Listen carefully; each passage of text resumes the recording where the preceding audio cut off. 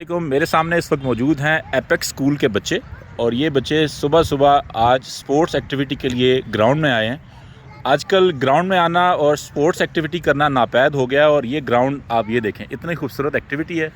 और हमारे जो स्कूल के जो पार्टनर हैं, सर कैसे हैं आप? खैरियत से हैं? सर आप अपना नाम बताइए और अपना बताइए स्कूल आपका कहाँ पे है? जी, मेरा नाम अब्दुल कयूम है और एपेक्स एजुकेशनल सिस्टम ये अडियाला रोड पे। अडियाला रोड पे। जी। तो आप ये बच्चों को ग्राउंड में क्यों लेके आए हैं स्पोर्ट्स एक्टिविटी के लिए? आजकल तो बच्चे स्कूल में ग्राउंड होता भी नहीं है और लोगों ग्राउंड में भी लेके भी नहीं जाते, तो क्यों लेके आए हैं इन बच्चों को आप? बेसिकली इसी वजह से इन बच्चों को हम ग्राउंड में लेके आए क्योंकि अब हेल्दी एक्टिविटीज़ नहीं रही। ठीक है।